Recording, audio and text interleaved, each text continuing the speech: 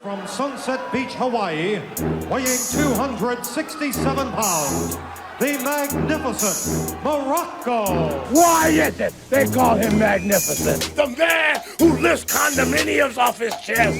Anything that's explosive, anything that's exciting, Prince of Darkness, Master of Destruction, perpetrator of violence. Get ready! I'm gonna burn this place down!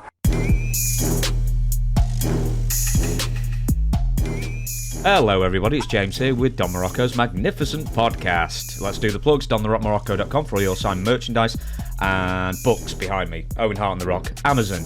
And we're going to be continuing on WWF Year in Review 1986, but before then we've probably got like 5 pieces of news that relates to WrestleMania 38 coming up in 2 Sundays' time as we record this. What date is it? April, is it? April something. Yeah, April something. We're both really invested. We're really excited about this card, so we'll be talking about that. But first off, I thought we'd mention Big E and his broken neck from Ridge Holland. You said you saw this. Just on the Facebook and stuff. The replay. I wasn't watching, when it happened. But God, yeah. Kind of a silly bump to go for or take, or try. The guy's really big. He's just top heavy, So it'd be a little hard. It seemed like it, And the guy didn't. And whoever was giving didn't turn him. I used to always turn my guys in the air, but they don't do that anymore. It's just, they just don't. Is it because certain people shouldn't be doing that move? Oh, yeah. Sure. A lot of guys just take them and throw them now off that move. I've seen guys do it now. Just kind of throw you out of it, get your head over, toss you off. Yeah, there's people like, Taz, Kurt Angle, Scott Steiner, people who used to suplex you, and you really got suplexed with minimal or even no help from the person receiving it. So yeah, I'm just sort of wondering, you shouldn't really be relying on your opponent 100% of the time to do 100% of the work. This kind of if they sneak it in, if it's out of the blue, then you have no choice, but if you know something's coming or something, or, if it's down the, it's kind of, then you can, you just sit down on it. You're not going, anything, slam, anything, sit down on it. As a premier worker of 25 years, as you looked at that move, who did you think basically caused the accident to happen more, the giver or givee? Well, got to be the givee, huh? You're there, your head doesn't clear, you got, you're locked, you're in a waist lock, or, you're locked underneath the lat. So there's not much you can do. You're getting, the guy lifting you up doesn't turn you enough, especially if he's taking you straight over like that, So yeah, you're pretty much in the hands of the you actually are in the hands of the guy that's suplexing you. Yeah, so Ridge Holland sort of maybe deserves some of more of the blame than Big E, but surely Big E. Because there's huge wrestlers out there who are taking quite insane. Yeah, they're all going for it, out of this world, So.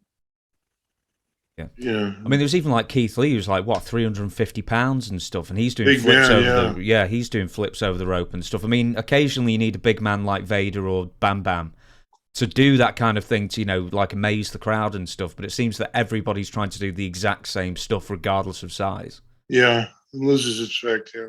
Yeah, absolutely. We're going to talk about a WrestleMania 38 coming up, the show that both of us are very excited over, and we're both definitely watching. Kevin Owens, Steve Austin. I suppose you've seen bits and bobs of the build going in there. We've talked about Steve Austin potentially coming back to wrestle, and just last night Dave Meltzer said that through a mutual friend he's heard that Steve Austin is in fantastic shape, so he might actually be coming in for a match after all. I have no idea. I haven't. Well, Kevin Owens. As you're going to work, well, they have all those rings and all those things up in, all over the country now, actually, where you can go and have matches and stuff. So, they can put it. It's not. But still, the crowd. The only thing is when he's always been. I don't think he's been out of shape. I don't. Stone Cold. And KO is one of Vince's top guys. He's back. He's got heat again as a heel, which he could go either way. But it's going to knock him down after Stone Cold beats the hell out of him. So it's short-lived. It's heat, but it's short-lived. And they're all people just don't like these kids that are main event now. Seth Rollins and KO and AJ and all these guys, but they're all tremendous performers, and they're all in love with the AEW guys. Mm-hmm. Has Cody Rhodes done anything yet? No, he'll probably show up in WrestleMania. That's probably going to be the thing that's going to happen. You've mentioned Kevin Owens quite a few times actually in these podcasts. I get the feeling that you're a big fan of him. What do you like particularly about Kevin Owens? His work, the way he gets people over, he gets guys over. It's I think I had a similar type style, when I was a heel. Did a lot of was able to keep my heat, but get guys over all the time. And he just does that, and now they take tremendous bumps and stuff too. So they're, they move and move and move. I like them. How did you, even in loss, keep your heat? What's the trick to that? Boy, got to be good, Got to be like we spoke earlier about Shawn Michaels and that ladder match with Razor Ramon and stuff like that. If you're that dynamic of a performer, and the people, I said at the beginning before we started the podcast that people just are there at the end and forgetting, they're being fully entertained by your match, and they go out and win, lose, or draw. I think you kind of hit it like a stalemate there, where you don't. If it's that good a match, or you don't lose any ground, or you leave and people still think you're no good bastard for some reason. So you weren't beaten enough. You weren't beaten up enough. Yeah, or a baby face. That son of a bitch just cheated. You definitely should have won, but it's through all the things that's holy and right. You didn't. With Kevin Owens and Steve Austin, how would you book that segment if it was up to you to make everybody come across looking as great as they can? Oh God, I don't know what they're doing now. I think it's working out of that interview thing, isn't it? Like a Piper's Pit kind of thing. Well, no one quite knows. That's the thing. It could end up being a match. Yeah, it's gone back and forth. I mean, would you rather see a match? Would you rather just have a segment? What do you think would behoove both parties? Well, personally, I'd rather see a segment, knowing that one guy's 58 or 59, and the other guy's whatever Owens is. The logic of it, but. People overlook that, and you got, and Stone Cold is always, when you hear that glass breaking and the stuff going down, so he's always been, iconic with WWE fan. I say, and I watched that he should have taken that part, the first part he took when he got out of the business, when that Longest Yard.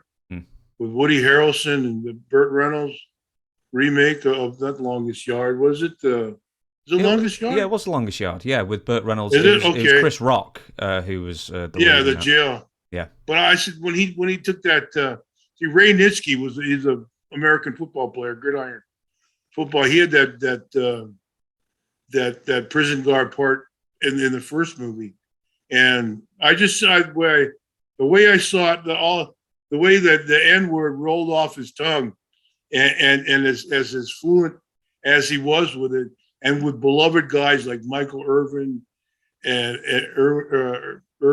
Michael Irvin, and some of the other black guys who are in there that they're just that are just loved, Chris Rock and some of those other guys that the shoot Cinderella fit, the slipper fit too well, with him rolling all those N-bombs off his tongue like that. It seems like well, he might have said that before, and it might have. And I personally, I thought that was a whole negative on his on his Hollywood. Because I think in the back of a lot, because in my mind, like Jimmy G, the quarterback for the 49ers, as soon as he signed a big deal with the 49ers, he had some idiot had doing his publicity or something, set him up with a porn star, a big, I don't know who it was. I'm not a porn fan, but set him up on the live shot, where they film you and follow you around, and he was going out with big titted blonde porn star. And you think, well, God, who could do that? Because you look at your merchandising, your cereals and your candies and your insurance and all, all the good looking guy and all the sponsors and stuff that could, had to cost him 20-25 million at least, doing that type of decision. And then he's going to take her home and mail her or whatever. Even so, it's an expensive piece, but back to Steve Stone Cold, I thought that, that as fluent as he was with the N-word rolling off his tongue like that, I thought that was a big hindrance in his Hollywood, his movie career, personally. Yeah. I don't know if it's true or not. It rang a bell with me. It's watching, it's a little strong, a little. It's especially in America here, the public, and it's not really not, but people put on this affront, like it's oh my God, I can't. He's saying that, and actually a lot of people just go with it and all that stuff, but it's everybody has to go seek a higher moral ground, and really knock that kind of shit down. But that was just a personal my thing. I liked it. I wanted to see him succeed. And I saw that and kind of went, ooh boy, because you look at The Rock and the movies he's gone through and stuff, and the fairy princess and the football player, all that. Well, actually, he's dark, so he doesn't have to say that, but his movie selections were I think a lot better. And Cena as well. You don't see Cena out there calling guys, those kind of names. Well, I mean, with The Rock, a lot of his latest films are terrible. But the thing is that they're mass market terrible. So at least they turn a profit. It's like I tried to watch Jungle Cruise. It's awful. I couldn't even finish it. And then there was not Red Faction. Some other treasure hunting one that was absolutely shit as well. It's like he's not made a good film in years. I thought San Andreas was really good though. I don't like those kind of disaster movies personally. So my missus, when we're together and we watch films together, she will only watch 3 types of films: terrorism, treasure hunting, or anything with booby traps. And treasure hunting and booby traps generally go hand in hand. So basically, what she wants to watch is National Treasure, or at a push, Raiders of the Lost Ark. Raiders, yes. Yeah, that's all she wants to watch, basically. I got mine, the same way. I like the different type of detective police movies and stuff. I like the organization, the way they go, when they get to the after the crime is, You take this part, you're how they assign, they break it all down, and the different needs that they have. Well, you must have hated Columbo then, because they gave away the answer in the first 2 minutes. Yeah. But one more question. Yeah. It was a personality. It was a carrier.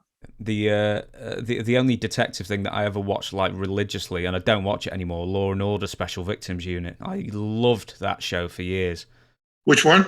Special Victims Unit. Marissa. Oh, you liked that one, huh? Oh, I loved it. Yeah, absolutely loved it. Up until about series, I won't even bore you to death with it. I could tell you the exact series when it goes off a cliff, and then it stops being fun. But anyway, I shall move on before I bore everybody with Special Victims Unit facts. Is the main event of WrestleMania 38 is Brock Lesnar versus Roman Reigns in the biggest main event of all time, so they keep telling us. I'm trying to think who was worth talking about first. You mentioned Brock Lesnar just before we went recording, and they were recently showing the greatest hits of all his MMA fights. Yeah, all his ESPN and those MMA channels, they all souped up a bunch of Brock fights. Coincidentally, I don't know, but I've seen 3 of them in the last 2 weeks. And then, before that, I haven't seen any. I haven't seen any for a long time. No, I really love Brock Lesnar because he brought, for lack of a better term, he brings pro that wrestling. To it, yeah. He brings that. He's a real character, even if he's not the greatest talker. You just look at him and he's an amazing specimen. And then that time when he beat Frank Mir in their rematch, and he was screaming in the camera and dribbling at the same time. Yeah, it was like, that's entertaining. I don't know why he doesn't do promos. Yeah, he's or maybe he's too hard to control in the promo. He's doing good promos. The best one was when he said, because UFC was sponsored by Bud Light at the time, and he said, I'm going to go home and drink a Coors Light because Bud don't pay me nothing. Brilliant. Lay on my old lady and stuff like that. He pissed everybody off. Women's rights, everybody. But that one, yeah. Yeah, good for him. Dana White, women, every goddamn thing. So he pissed everybody off to the bank, at least. He's made some money, I tell you. In the last 5 years or 10 years, he's made some serious bread. I think the last one was 12 million. His latest contract, something like that, 12 million a year. Yeah, really? And that's only a certain amount of dates, and they seem to be using them more, especially as we go into WrestleMania 38. So they might just be paying him a few $100,000 every. And Ronda Rousey, she has a ranch over one of the Maui, I think, Maui or Kauai or Hawaii. I'm not sure which, but she married that Travis Brown, and it's a compilation of their 2 names together, some kind of Rousey Brown. Rousey. Something like that, yeah. The Browsey Ranch. Going back to Brock Lesnar, where do you think because I was going to ask this about Roman Reigns as well, where does Brock Lesnar fall for you as far as all-time greats of money draws and main eventers? Well, time got to be up there. I don't know. I really don't know how these house shows and how these draws are doing. I have no honest gauging of what the houses or what kind of business they're doing. So I would guess, as the way he's being used and the way, his own personal money that he's making, I'd say he'd be right up there with the. It's hard for him to stay babyface, though. It looks, it's really torn. Those guys work so hard; they beat the shit out of each other so much that there really isn't a baby, There really isn't a big comeback period or a big big break there where Similarly with Roman Reigns, where do you think he ranks as mate? Not as a draw, but simply as somebody who could face, let's say, a Hulk Hogan or Steve Austin and hold their own as far as star power and talent. I guess he's up there. I know they keep putting him in the main event of these WrestleMania, so he has to be working. It's not just because he's Secret Son. So I imagine he's got to be delivering, right? Is that the word around the country, the world? As far as drawing, I'm sure he's a lot less than John Cena was, and as far as drawing, John Cena was a heck of a lot less than The Rock and Steve Austin were. Oh, yeah. Cena was good, though. Brock Lesnar, Roman Reigns, who do you think wins, or have you any interest whatsoever? Boy. Well, no interest, but yeah. It's good to guess, it doesn't cost you anything to be a mark. Oh, God. I guess they'll get the manager involved somehow. Oh. I guess he's got to get involved, right? He's in the office. No, he's not in the office anymore. No, he's not. No. Yeah. Who's writing these horrible fucking programs? Well, ultimately, it's Vince McMahon and Bruce Pritchard, who are. Vince, I don't think Vince still hands on anymore. You think? He's got sure doesn't look like his. Or he's just worn out. He's got final approval on everything. Still, Vince McMahon is still at the point where he's been presented with a script and then ripping it up and throwing it out the day of the show. So he's still really hands-on in the creative department. But there's like dozens of writers. Oh, there's so much stuff that's just so silly though. I can't see, Vince putting his name to.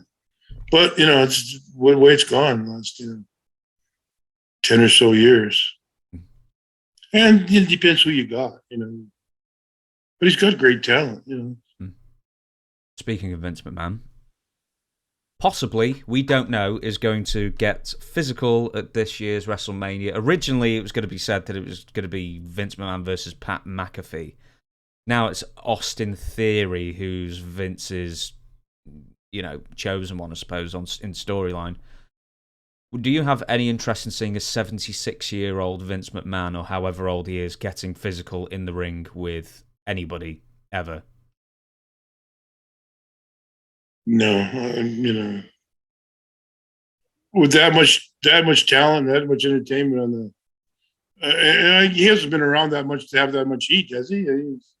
Naturally, he walks out and he gets heat, but it's to have him go down. It's a novelty. You're a few years younger than Vince is now. Yeah, and you do still do some working out. I know with like light weights and stuff, but can you imagine in 4 or 5 years' time getting in the ring now, even if it was just for a bump? No. Well,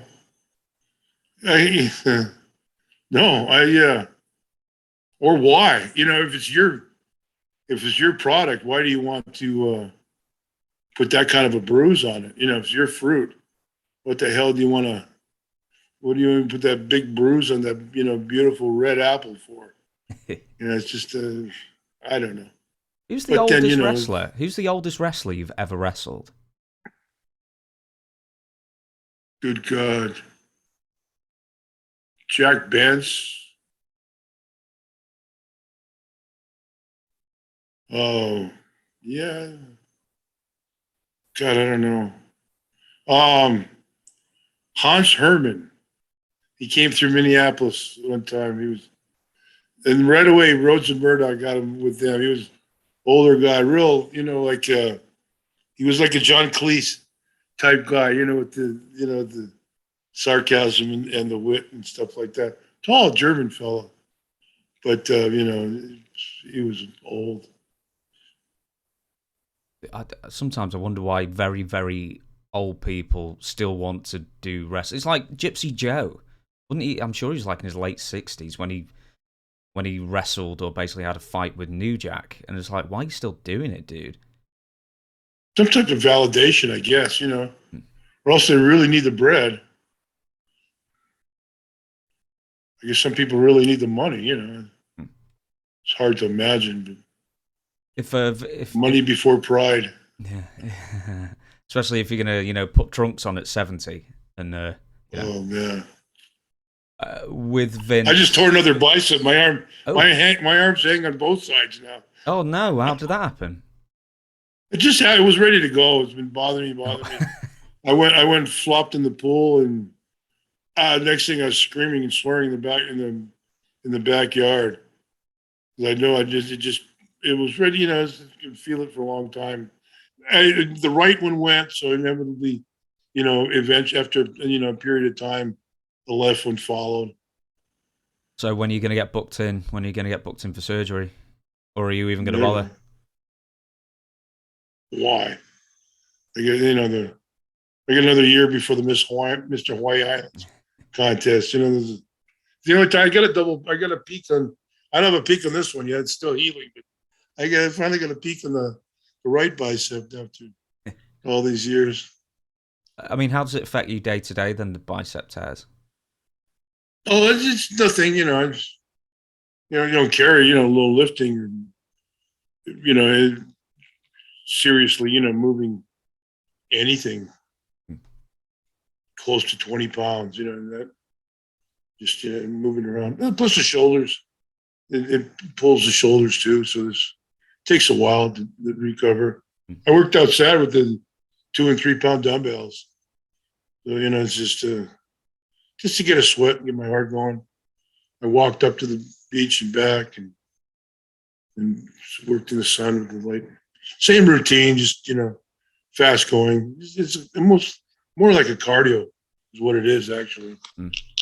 And well, I think that's a warning to Vince McMahon if he's thinking about getting too physical. Is you jumped into the pool and tore a bicep. So if he wants to take slams and stuff like that at several years older, it's probably not the best idea. Well, he popped both his quads one night, and Briscoe said, Dr. Briscoe said he thought they thought in the back and stuff that he'd had a stroke because he jumped in the ring and they both the quads popped on him. Couldn't stand, couldn't move up, must have hurt like hell. No, isn't that a particularly telling injury as far as steroid abuse or use or long-term steroid use is concerned? I think there's like certain muscles that tear, like I think the quads are one of them. Could be. Yeah. Because I know the same thing with Triple H happened, and apparently it's just one of those injuries that before steroids never happened. Yeah, well, they're they're really, really trained, high training. Who knows? Who knows, indeed. We shall carry on. You see bodybuilders going through that type of action, doing all that kind of that much movement, We shall move on to the main event, as it were, even though we're like halfway through the podcast already. The WWF Year in Review. We're going to do the end of April, move on to the first bit of May, and then call it a day. And the first part is, I've got to go on the last page of the script, April 26th, once again, Detroit, Michigan. Ken Resnick debuts as a commentator and announcer, and Jack Reynolds leaves the same night. Any memories of Jack Reynolds, first off? No. Okay. Barely, but no, not really. Ken Resnick was a good guy. He came from Vern, from AWA. How he came there and what the thing was, but he was kind of like I don't know if he was a protege, but he followed Mean Gene up there out of AWA Minneapolis, what I call AWA Minneapolis. So he was following Mean Gene. How do you compare Ken Resnick and Mean Gene then, as far as interview skills? Skills good. Mean Gene is, he's an all-time. That voice, that baritone voice, and Mean Gene was one of them. And Resnick's good, Resnick's great, but Mean Gene was an all-timer, He Gordon Soley, Mean Gene, a couple of those guys, just. Did you, because I know like you did some famous shticks with Mean Gene, with the donuts and spitting them out and stuff like that. Did you ever do anything with Ken to wind him up or, get a rise out of him? I don't know. I don't know if they sent me out there with a box of donuts. Sometimes they do that to when, announcer is coming in. Is here to go do this, do that, do that donut interview or something. Somebody would be, and it wasn't my idea. It was some kind of office thing that they wanted to fool around with he was a new announcer. I might have done that with him, and they say you can see the guy interviewing you, his eyes rolling in his head, and what the hell's going on here? Someone told me recently, and I can't remember who it was, that he thought Ken Resnick had a bit of an ego about him, like he was, strutting around thinking he was hot stuff. And I thought, really? Ken Resnick? Really? Yeah, everybody, he was a young-ish kind of, reasonably looking guy. I imagine there's, jealousy all runs rampant all over the world. Did you ever mess his hair up? No, I don't think so. That's a shame. I didn't run my fingers through too many guys' hair when I wasn't. If I wasn't in the ring pulling on their hair, I didn't spend a lot of time with other guys' hair. That's fine. That's fine. I just thought I'd ask. April 30th, Selland Arena, Fresno. Randy Savage accidentally punched a 14-year-old girl in the face after taking a swing at some fans who verbally abusing Miss Elizabeth. You were on the card. Do you remember this? No. Were you gone already? No, but oh God, what a horrible thing, huh? Yeah. That's it. I mean, they got that buried well, huh? Yeah, obviously not because it pops up now. But at the time, I didn't know anything about it. So I just was reading this afternoon, going over the interviews, the questions coming down. I'd never known that. No, I'd never heard that until I was looking into it as well. Where were fans most, let's say, like region-wise or city-wise? Who had the most verbal fans who would really try and get at you? Massachusetts was pretty heavy up on Boston way. After the big turn there, after Junior took over and it became, the Hulk show and, the characters and hillbillies and all these people, the run-in, it stopped, pretty much. And it became pretty much, like you just don't, you don't run in. I mean, back in Florida and Georgia, in fact, I don't remember really guys running in from the back. Like that was down south. That was, somebody come and save you, or the heel would come out of the back, and your angle for the next week would be there, and the heel would distract somebody would distract the baby face. Somebody would jump on the baby face, and that would be the cause for something. But that was in the South and other places. And I don't know. Well, now they do it in WWE. But when we were there, it wasn't. It wasn't standard. Yeah. I find this isn't New York, this isn't like Boston or anything, this is Fresno, California, so you're always going to get like pockets of, like groups of students or guys getting drunk and, throwing some shade and stuff. But do you remember any times where you really got into it with fans arguing back and forth or even took a swing at somebody? Sure, yeah, a few times.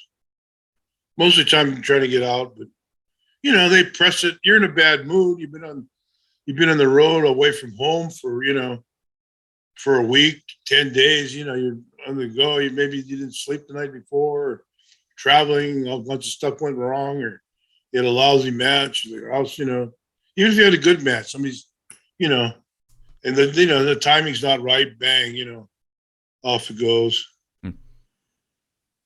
I know a couple of fans have run in on your matches once or twice. I still like the story of where a woman was trying to headbutt, charge you, and you just held the belt up. Oh, yeah. That was a $17,000 settlement. Was it always, at least in the WWF, was it always Linda McMahon dealing with these, or who else would you go through to settle these matters? Oh, yeah. Well, sometimes it's by yourself, but yeah, when gradually it became the office that would, step in and bury it. Would it depend on who threw the first punch? Let's say if you threw the first punch, the office would be less inclined to get involved. But if the fans obviously attack you first, then the office would deal with it. Yeah, even so, they'd still bury it on behalf of the fan. You should still you'd still bend over for the fans, for the before the wrestling. Okay, next one, May the 1st, Providence, Rhode Island, Saturday night's main event, number 6. This is when it was taped, not when it was broadcast. Uncle Elmer, who like Terry Funk had no-showed a number of events, takes a quick loss to King Kong Bundy before leaving for good. Specific memories of Plowboy Frazier. Classic. Just a classic. Open the suitcase, open the briefcase with the watches. Even at and then the best thing is these guys would buy Lou or Blassie or something, buy these big, we spoke of the big Rolexes. Some were even like gold bracelet type, Piagets and Patty Philippe's, Rolexes and stuff. All these big name things, and a couple of days would turn green, and they'd go, they bitch about they bitch about a phony Rolex turning green, their wrist turning green. This is awesome. But he was even trying to sell cars, Lincoln Continentals, Miss Daisy May or whatever his wife was. Oh God, Why'd sell her?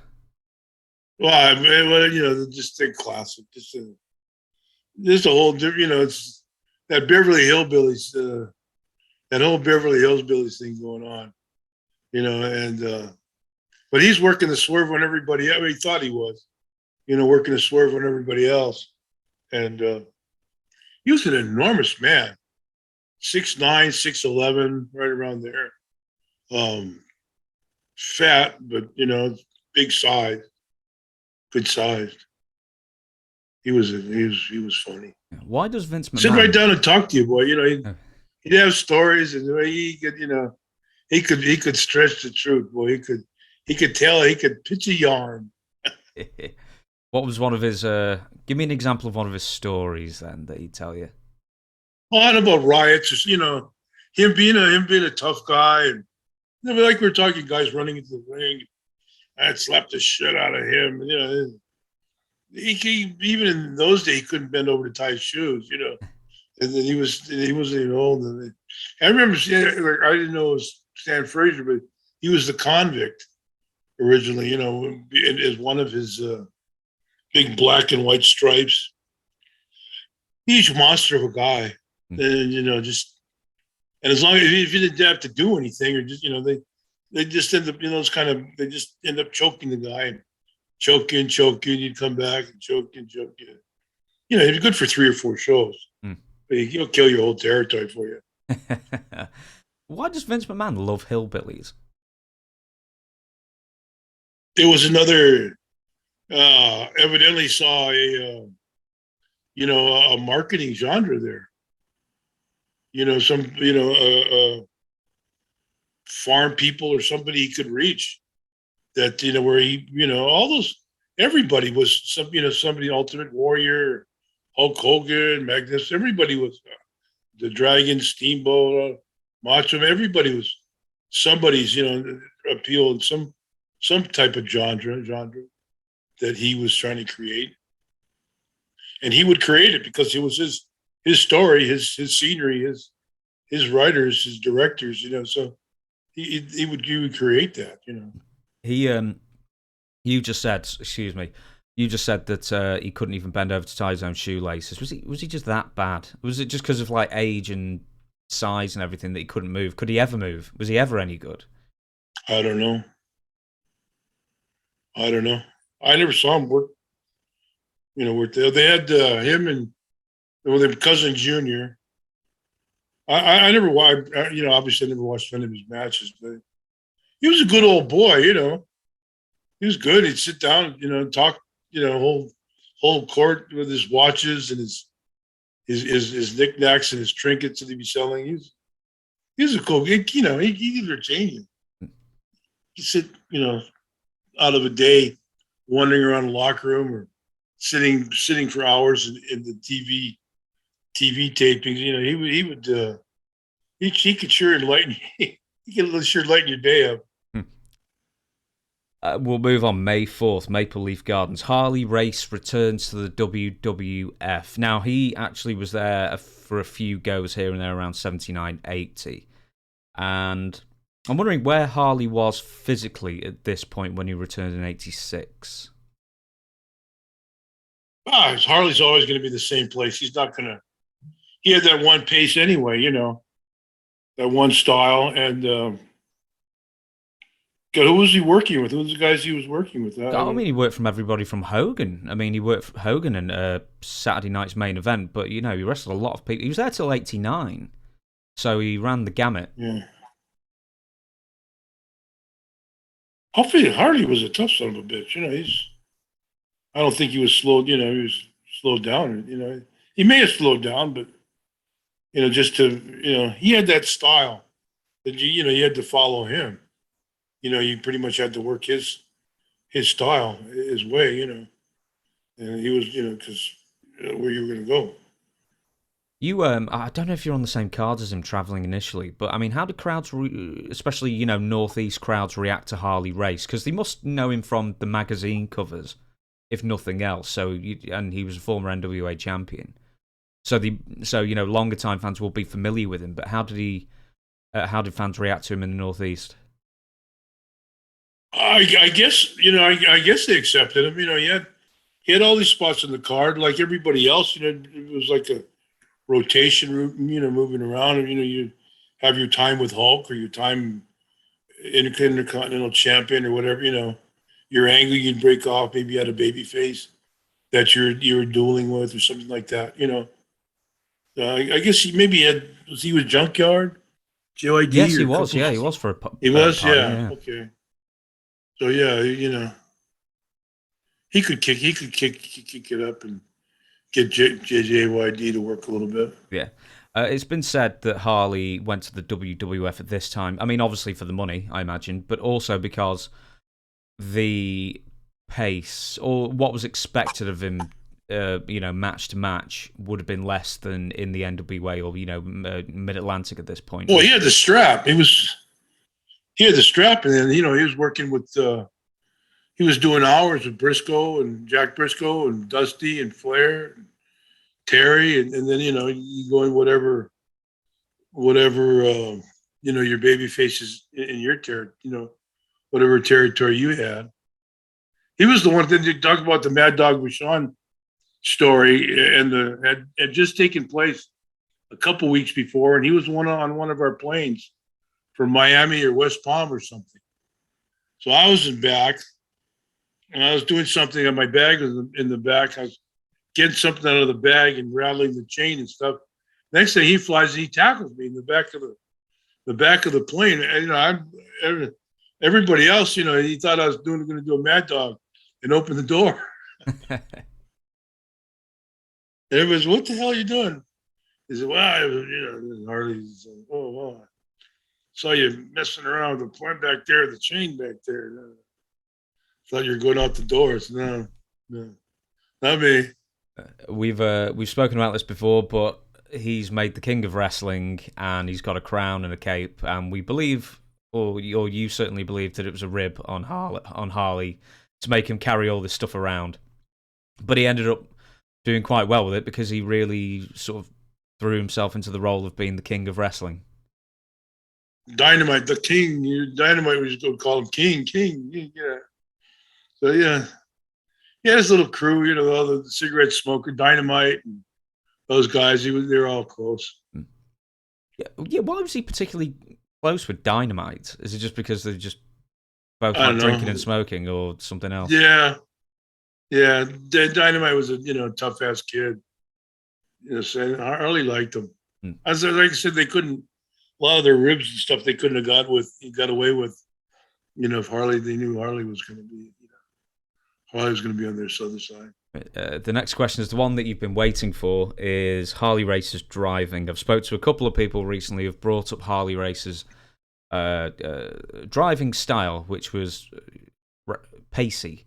to say the His least. foot was on the radiator all the time, right through the floorboard. He'd go rain, snow, sleet. He had that reputation from Minneapolis, though, from when he was just a kid, when he was Larry Henning's tag partner and stuff, as driving 100 miles an hour. And those were those 2-lane roads in Iowa, Nebraska, Minnesota, the big country roads. He would just fly with those big, huge cars. I don't want to spread any rumors or talk it out of school. And I'm not sure, but I think his first wife was killed in a car accident. She died. I know his first wife died, but I'm not sure. But I think it was a car accident that they were in. She was in with him. And I don't, I won't swear. But we're talking about now. Get off the point.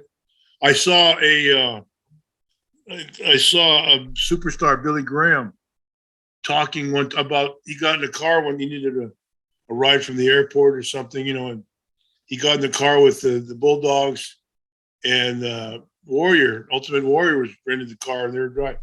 And he would slide 80, 90 miles an hour down side streets and back street, Superstar said it was in Portland that it happened to him.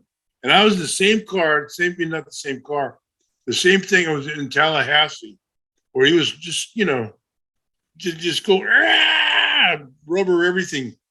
I remember we came out of the gym. We come back, we made it from the airport with him driving like a complete maniac, going like that. So he went, there's some place over in some mall in Tallahassee that had a nice world gym or something like that. So we went to work out. So then we got in the car to go back to the hotel, and there he goes. And I remember some guys were running, and they just started. They were walking through the parking. They just started running. They heard the car running and the rubber burning and everything else. They just started running. And so evidently it wasn't the only time that he drove like that, because I was one in Tallahassee and Superstar was in one in Portland. So I imagine there were others like the Bulldogs just sat there and laughed. Like it was funny. I just thought. Well, finally they went to the building, and 2 times coming from the airport to the hotel, and then we went to the gym, and then after that we were in Tallahassee and think we're in the Florida State athletic building we were wrestling in. And I said, I'll walk. It was only 4 or 5 blocks. And I'm walking down, I hear the car screeching and screech up and down different streets. It was only 4 or 5 blocks. And, a Superstar. Obviously, he was on something on that voice. Oh, yeah, he lays it down. It was on something. I don't know what I don't know if he was on drugs or what, but it was insane. It happened twice. That's for sure. Maybe those arm tassels were a bit too tight that day. Oh God. Who were some of the other worst drivers in the wrestling business other than Warrior and Harley? Piper, not fast. He was just driving in the middle of the road all the time. He'd be like that, he's been talking and looking around, and he goes, he scared the shit out of you. And not as bad as the guys who drive fast. He was just driving, he'd cross lanes, and God, he was all over the road. I don't know who the hell gave him his driver's license. He was insane. I'll nominate Matt Bourne as a terrible driver on your behalf, so you don't have to say so. I'll drink to that. Who's the slowest? Slowest. Nobody comes to mind right now, but there were people that some guys that not for long. Nobody would ride with them after a while. But Fuji was pretty meticulous. Was real slow. Was real slow in the snow, and we were coming back one night from Erie, Pennsylvania, which is just the asshole of the world. And it was a winter, was snowstorm, winter. So I said, you couldn't drink beer; it's too cold, in the car. So he bought a bottle of Remy Martin cognac. that. And Fuji normally can hold his liquor, and didn't really recognize. So look over and, we're going the 45 miles an hour that he would go in the snow, and look over and he's up to 55, 60.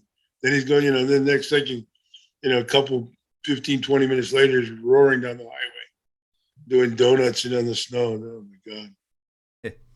So if you had to nominate, the absolute worst driver in wrestling history is?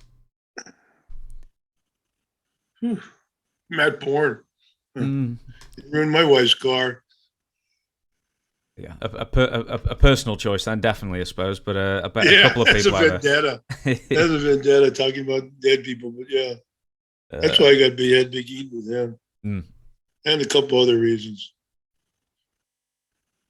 We're moving on from that, though, aren't we? Or are we? Yeah, I'm get carried away. Okay, a couple more things. May 5th, All-Star TV taping in Brantford, Ontario. Don Muraco and Mr. Fuji host 3 episodes of The Body Shop. And you guys continue to be the main host until late July, when the last segments are filmed. The Body Shop, why were you chosen? Jesse left. I don't know. We're still over, me and Fuji, and we could. I'd butter up the heels, and and had some controversies with it wasn't my stick, like Piper's, with his thing, but we could do it, and it would get by. It was reasonable, but you just, you get this. It's not some. I mean, it's not something you really lay out in practice either. That you try and, part of your art or something you try and perfect or even work on, because you pull. Hey, you guys, you and Fuji are doing a body shop. We went 5 minutes on the second and third hours. And that was about who you got. Well, I remember we had Mulligan once, and Orndorff or a couple other guys, but it was never. I'd just get together with them. What do you do? What do you want to do? I'll just put you in the heels. I would put over. This is one of the finest guys, the biggest, strongest wrestler. And then with the baby face to be some type of sarcasm, I suppose. So I was, I was flexible like that. Why I don't really. I had the type of personality that could you could dump something like that on. Well, the thing is, I mean, the Body Shop really didn't help, because as the ones I've seen, the Body Shop set consisted of a grey wall. Yeah, and maybe really workout bench. yeah. I mean, the set was crap. It was the worst. I mean, you had the flower shop after.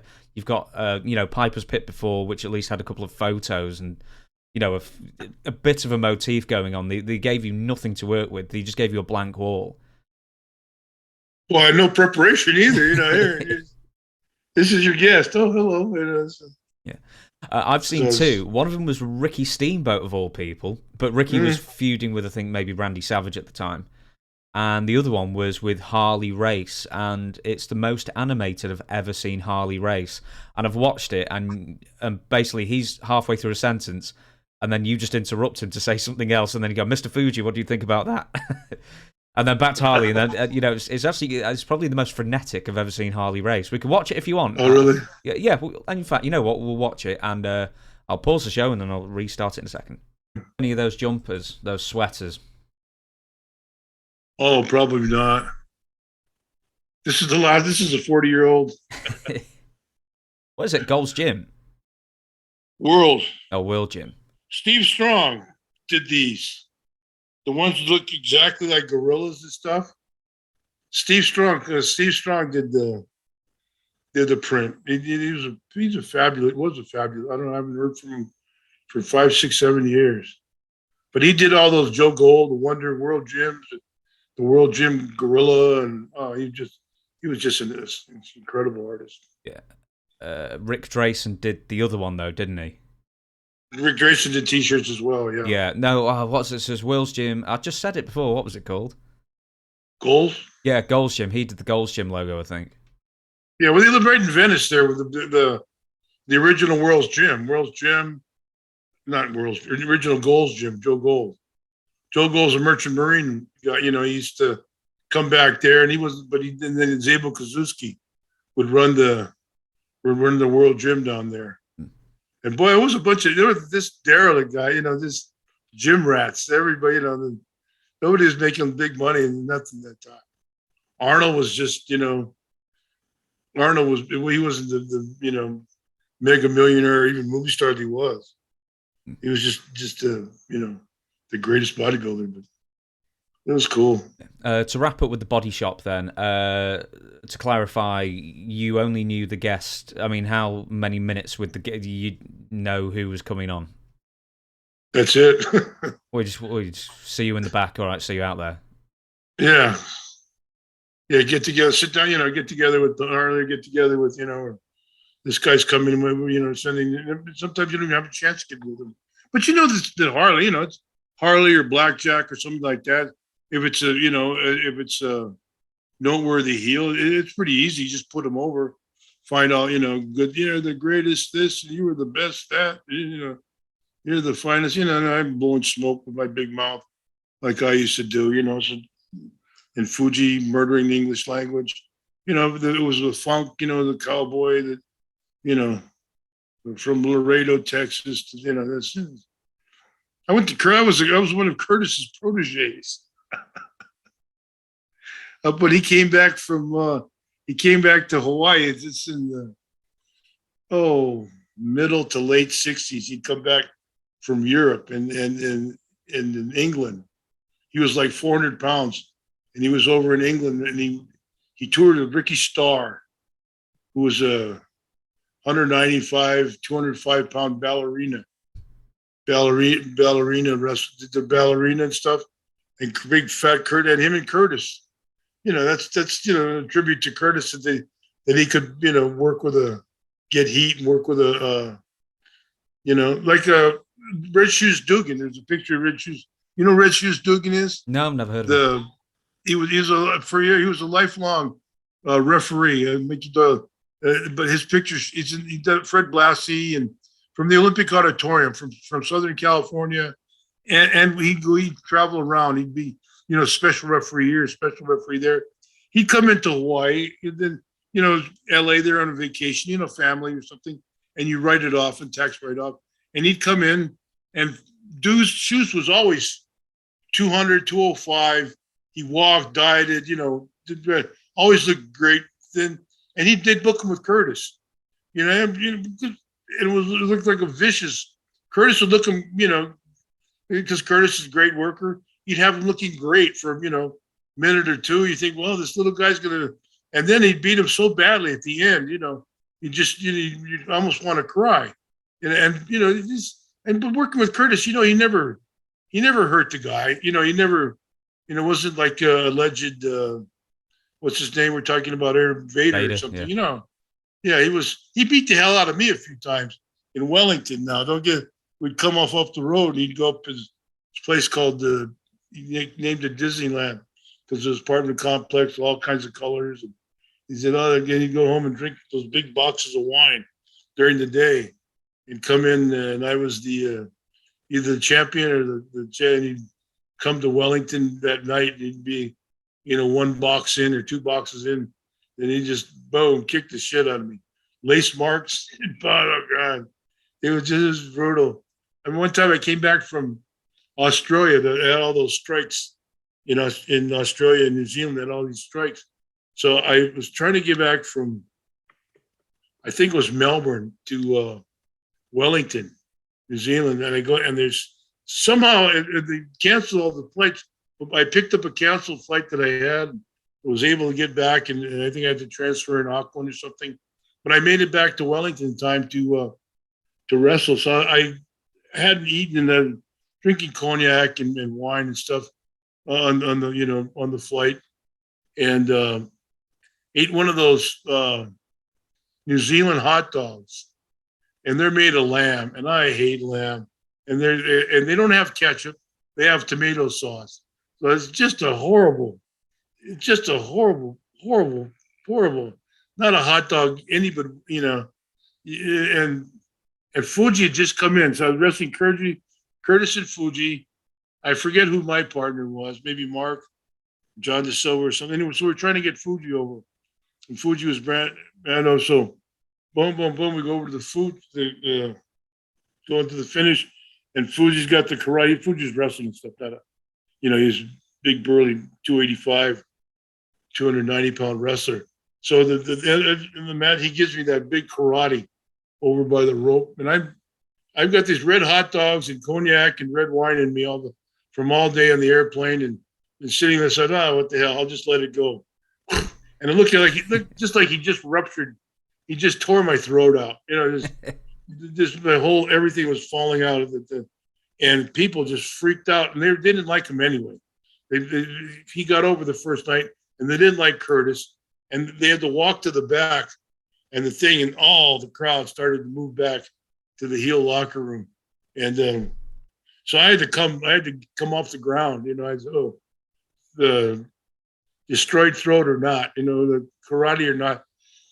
I had to come out, drag him out of the locker room, slam him to a couple of walls, beat both of them up single-handedly and throw them back in the locker room. And then, hopefully hold off the crowd. But they stopped, oh God. That was the old riot days, that's in the 70s in New Zealand. Is that the only time you've puked up in the ring? Yeah. I think so. You've never shit yourself, have you, while wrestling? Because for some reason, lots of people seem to have done that. Yeah, I don't know, lots of people, but I never had the inkling to. Even when I was sick or something. Even in Japan, I was so sick one time. A couple times went over there. I get to eat something. I think I had bad shrimp in Hiroshima. Was my last one. Oh God, I was miserable.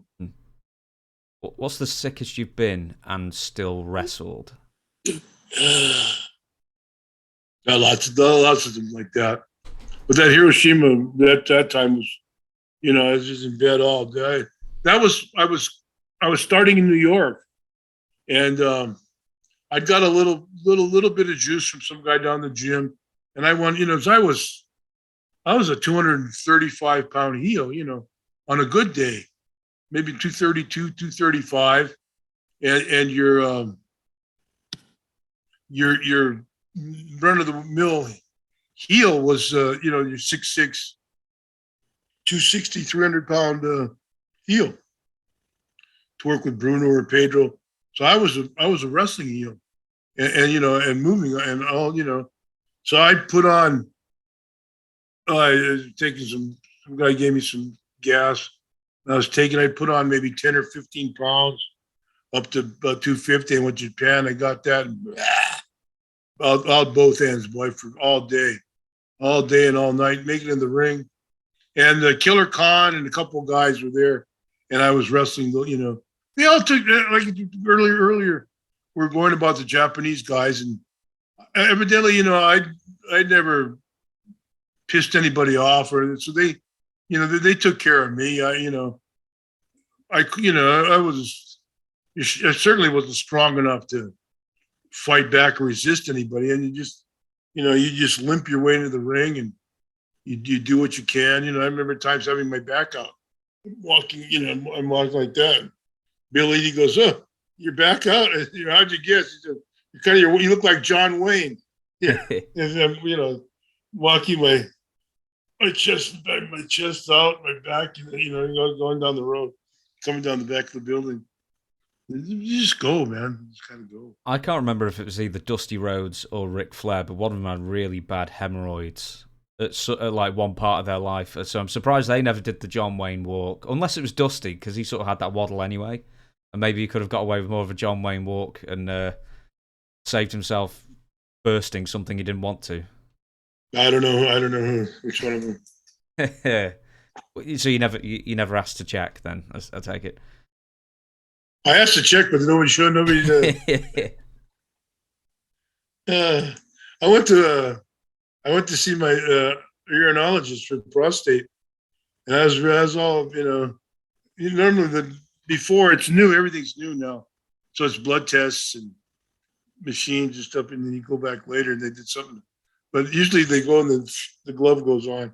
In fact, they had physical appraisals. They had when we were working, our insurance policy allows for you to have a physical appraisal once or twice a year. There's blood, heart, blah blah blah, the whole 9 yards. And just by luck, first time I had the Filipino guy who was, obviously gay, LGBTQ, however you want to call it. Second time I had the same Filipino guy, they KY, up to whoa, it's nice and hard, it's really good. And the third time I had the same guy. I looked at him and said, "Are we going together? Does this mean we're going together?" I mean, nobody's had their finger up my ass as many times as you have. Just flat out, nobody. And he giggled, and then he went right back for it. Oh, very good, very good. So now the last week, it wasn't even anything like that. I went back for the other thing when they stick the tube in you. Whoa, my legs are. Oh, it's all the fun of the fairground. That you go through a range of emotions from. I wanted to say that this cute little Japanese nurse was cleaning my genitals, but they were nowhere to be found. I was going to say, was this a medical procedure, or is this something? Yeah. I went to my prostate, the middle of prostate exams, prostate checkups and stuff. I remember because I've had my prostate checked a couple of times, and the first time wasn't too traumatic, but the second time, it was a woman doctor. Put a finger in the Vaseline, and then she clearly only put a finger up that far, because it was like, okay, not too bad. Like the friction got really bad halfway through. Yeah. I like Chevy Chase in that movie. I wasn't singing Moon River, nothing. I was singing Helter Skelter. But this is this little orderly was doing to me at Straub Clinic. He giving me, and they give you put so much lubricant there that you just no way you can wipe it off. If the rest of the day, you're just, it's like Fuji with that bottle of oil when I got massaged by the two twins and the two Penthouse twins. I was oiled for weeks. We should rewatch that. In fact, you know what? If you remember, because I want us to watch Fuji-chan, which is it's the TNT segment that you've got no memory of. So we should watch that one, because I think that's the best one with Detective Fuji, because it's so funny. Like, whoever's written that has written so many stupid lines for Fuji of like trying to be like the wise Oriental detective. Brilliant. What's it? Fuji Hospitals, where I'm hustling the nurse. Fuji Hospital's the hustling the nurse. Fuji Vice is the obvious one we all know. Fuji Bandito's in the Western Saloon. I don't think you're in it that much. You are in it, but I don't think you get that many lines. But Fuji-chan is the funniest, and it's the least known as well. So I promise you, we'll watch that next time we do this. But for now, I will let you go, because you're yawning, and it's nighttime for you. It's sporadic. It's 9:05 here, so I'm actually going to probably have a second breakfast and get going. But for now, I shall shut down the podcast. Thank you very much for watching, and thank you, Don, once again for entertaining us. 5:09, so what's it? 11 here, right? Is it 11 there? Yeah. So it's 9:05 here. So it's 11. Anyway, it was a good. I thought some variation. I'd like to in the future discuss some of the Undertakers and some of the characters that I had in Minneapolis. A friend of mine from Minnesota was just here a couple weeks ago with his wife, and they golf. And they said, I didn't know they were by themselves. I said, had them come over, but I thought they were just golfing. They had their friends from, Minnesota and stuff. But They gave me a friend of theirs that they wanted to. He does podcasts, and if I was interested, sure, whatever, just if it's together, I'll do it. I don't go out of my way. I get requests now, and mostly I just don't even respond. But it was a friend. It was that, I watched their show the other day just to get see what they're like, and they did the 10. Each one had the 10 greatest heels, or their 10 of their top heels, and boy, it really hit some. One guy had Crutcher Lazowski when before he turned babyface, and Hard-Boiled Haggerty, and Stan Kowalski, the Big K, and a lot of old. Oh God! Before I even started, one guy, Dick Byers, was he Destroyer or Dr. X in he was both. Minneapolis? Yeah. Well, he was Dr. X, I think, in California. Yeah, I think he was the Destroyer first in Japan and stuff. And then Dr. X came later, I think. Okay, yeah. Who knows, I know he was he was like one of the primary masked men in the country. Mm. It was him and. Well, I mean, we're sort of just discussing this now. I mean, okay, for the next batch of recordings, then shall we? I'm still recording this, by the way. I never quite signed off, so for the next, so we're sort of just going through like ideas live as we're thinking about it. So for the next one, do you want to come up with your 10 biggest heels, or 10 best characters, or 10 best storylines? We can do that. Absolutely. I could try. I don't know if I could learn. Me. I couldn't get my Hall of Fame speech together because so many guys I wanted to include. I was just absolutely at a wit's end. Seemed like my voice was breaking and everything else, but I knew what I wanted to say. The people that helped me, and what a helping business professional wrestling had been at the time. Now you train. Now you go through the utmost of. I had no training, no nothing going into the ring. I didn't know a hammerlock from a padlock. It was just that, I didn't know how to hit the ropes. I didn't do anything.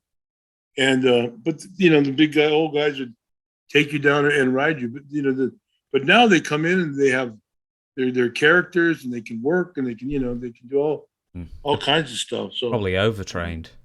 They're all trained the exact same way. Yeah. Well, then they want to get all these superplexes off the top, and those 1.5s, and they still don't sell them. They do these beautiful moves, and 1-2 kick out, 1-2 kick out. It's just no wonder. What are these guys doing? Yeah, they're getting the least out of the most, I think.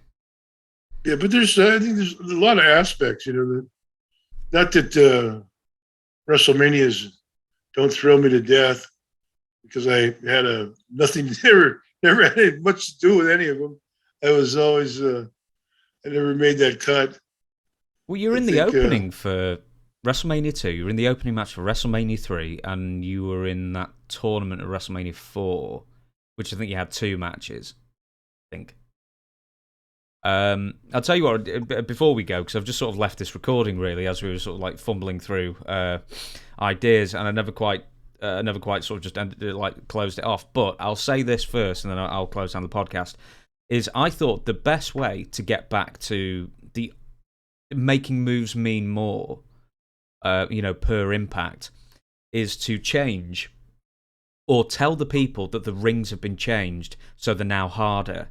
You could keep the rings as they were, but you just give them a different, slightly different coloured mat, or maybe microphone the ring a bit differently or a bit louder, so when you landed it made more of a noise and made more of an impact, so it sounded better on TV and to the fans. But these guys that work now, they started from basic level 1.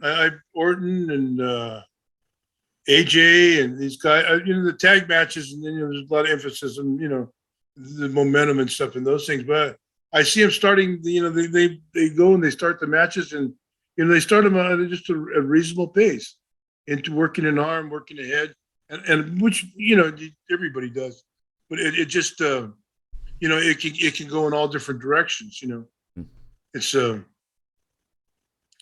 kind of a lost art, you know. Even as a kid, I was wondering, when I was watching in the 90s, I was wondering, why does anyone bother with headlocks or an arm wringer? Because they never end the match. So why do people even bother putting them on?